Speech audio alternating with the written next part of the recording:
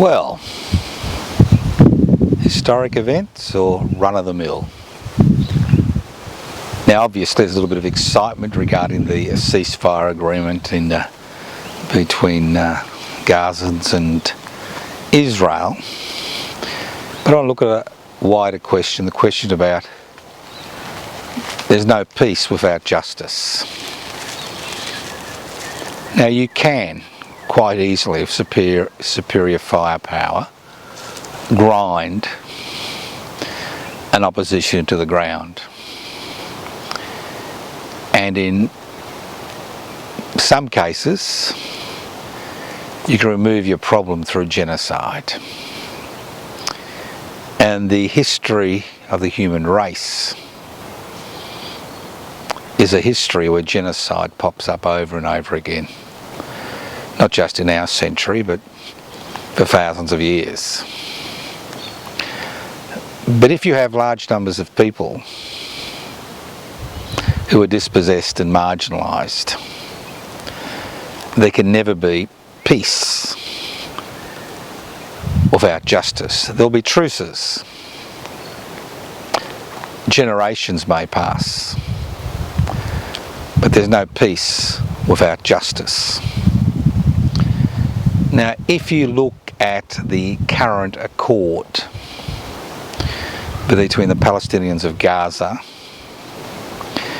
and the Israeli state, supported by their handler, the United States of America, you can see that it's a peace which is being forced upon the Palestinians through starvation, through the destruction of essential infrastructure,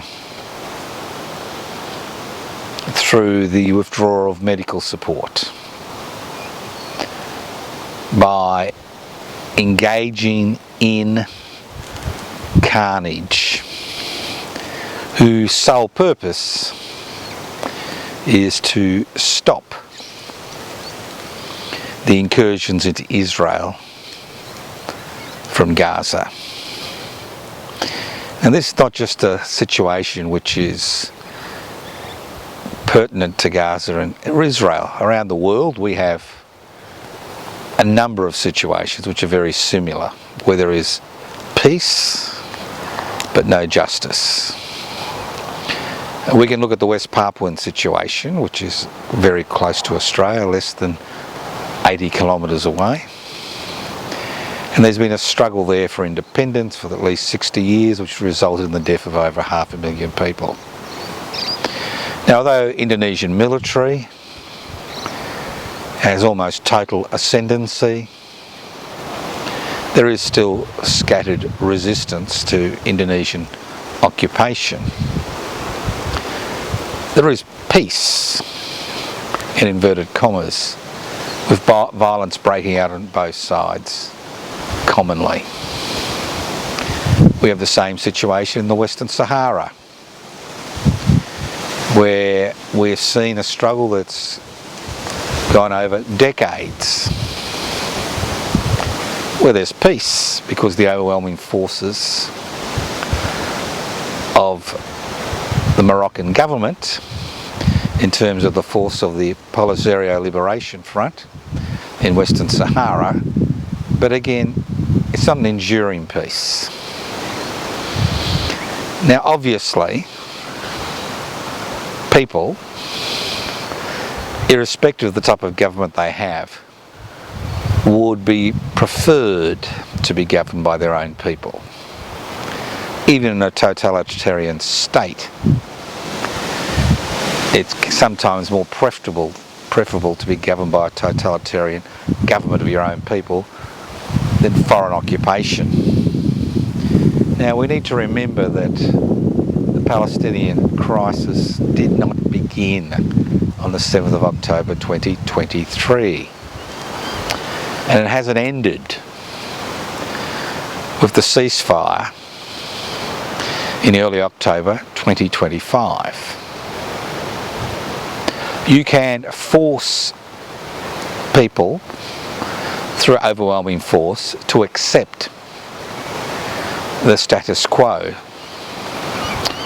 to accept their marginalisation, to accept their powerlessness, but you can't expect future generations to continue to hold back. And that's the dilemma of the current so-called peace accord. It's a peace which is being forced on Palestinians through military means. It's not a negotiated peace. Irrespective of what you think of Hamas and what you think of the Palestinian Liberation Organisation or the remnants of the PLO, the fact is that most Palestinians would prefer to live in their own sovereign nation state. And the issue goes back, right back to the end of World War II and the creation of the Israeli state, without any provision whatsoever being made for Palestinian statehood and Palestinian aspirations. So now we have another peace in this 70-year struggle, which has been punctuated by acts of violence. The difference this time is that a growing number, still a minority, of Israelis, citizens, are beginning to understand that you cannot maintain security by military means. And there is one positive aspect of the current carnage. It's the fact that increasing number of people on both sides are beginning to understand there is no peace without justice, and justice means the creation of an independent sovereign nation state for Palestinians. The other option is for the breakdown of the State of Israel and the incorporation in a new entity which incorporates both Palestinians and Israelis in one nation state with equal rights. That's another option. But the dilemma is whether it's Australia in 2025, almost 250 years after colonisation began, there is no peace because there is no justice for the people that have been dispossessed. If you look at colonial entities around the world, whether it's South America, North America, Australia, Africa, you'll find that many of these so-called sovereign nation states were created out of thin air, not taking any account regarding culture and language. And we see ongoing violence. Look at the plight of the Kurds, who live in Turkey and Syria and in Iran and in Iraq, who've been fighting for over half a century for an independent state. There may be a temporary truce, we won't call it peace, but there is no justice. And justice means the creation of an entity that those people can have some impact on, can determine their own future. That's what self-determination is about.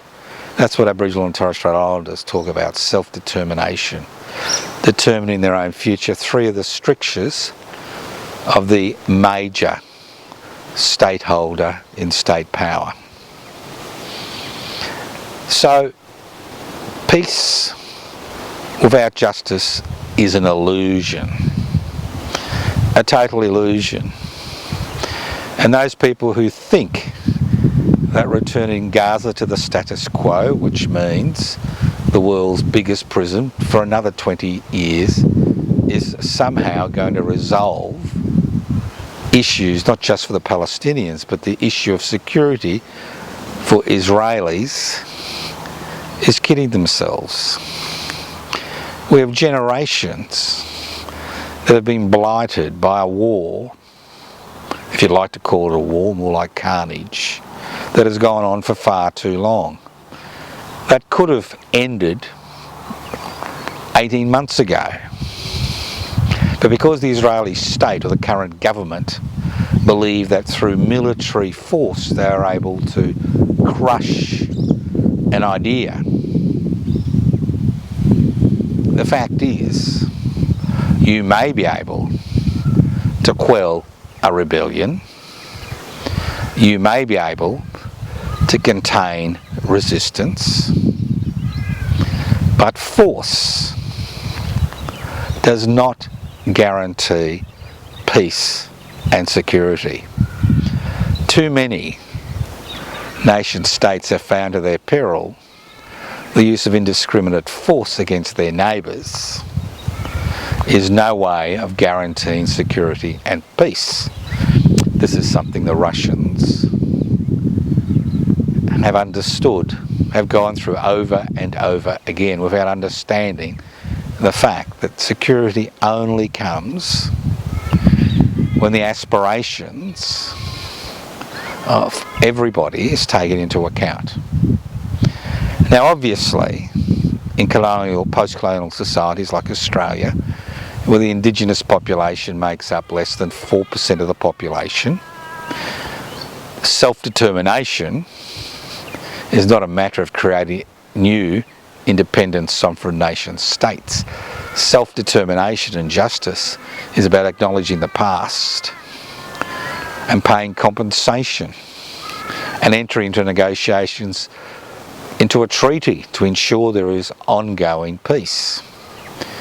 Because violence is not just about those that exercise power exercising that violence, it's about the violence which occurs internally in communities that are marginalised and criminalised, as we see with the deplorable rates of incarceration of First Nations people in this country, with the deplorable health issues which are causing critical problems among First Nations people. Now obviously, although the situation in Gaza and the West Bank are products of colonisation, the end point is different. Although the state of Israel is supported by people, religious Jews and cultural Jews, the fact is that a Palestinian state would be supported by hundreds of thousands, not millions of Palestinians which have left their homeland in search of a better life, both in the Middle East and Africa and Europe, the United States of America. The fact is that what we see today is a concocted solution which will unravel. The Israeli state will continue to treat the people of Gaza as prisoners. It controls who they interact with, who comes in to the enclave, what materials enter. The fact is it's little more than a prison, and all you have to do is look at the last 20 years in Gaza to understand why the 7th of October occurred. What is difficult to understand is how the world's, in inverted commas, greatest security agent, Mossad, and the Israeli state had no idea the prison they had been running in Gaza was boiling over and that people would break out. Now obviously what occurred is difficult to explain. How can the Israeli state, the current government, fail its people so miserably? The beginning of negotiations to secure a truce,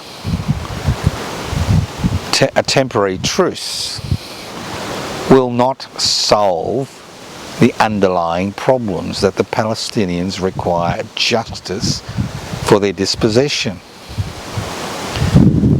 It's one thing to say the Jewish people, through the State of Israel, have returned to the Holy Land, the land that was given to them by their God. But the fact is, the Palestinians have also lived there for hundreds, if not thousands of years.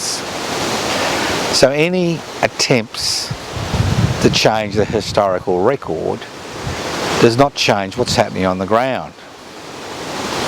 Now, the Israeli people can forget, shrug their shoulders about the suffering, the genocide, the carnage that's occurred in Gaza and continue on their merry way.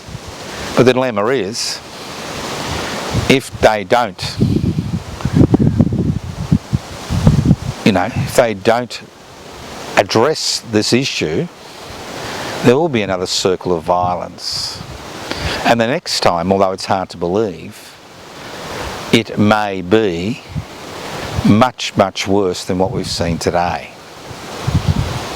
Because every colonial struggle for independence, every struggle for independence, whether it was the Indian colonial struggle, the Algerian colonial struggle, the struggles in South America for independence, were about justice. Whether justice occurred or not is not the point. The point is the peace that occurred as a result of those revolutionary movements was a peace which was bought with blood and the lives of hundreds of thousands, if not millions of people. But ultimately, whether they made a success or not of their independence was of their own making, not of the making of a colonial power which was there to contain and exploit them. So ultimately, whether it's the Indigenous struggle in Australia, whether it's the struggle of the West Papuans for independence, whether it's the struggle which is occurring in Myanmar currently, whether it's the struggle in the West Sahara against Morocco, the Polisario Liberation Front, the fact is that around the world, colonialism in its various guises continues to be a major issue. Whether that colonialism is financial or whether it's enforced through military means, the fact is that independence and freedom is ultimately dependent on justice being reached between those that have been colonised and the colonising power.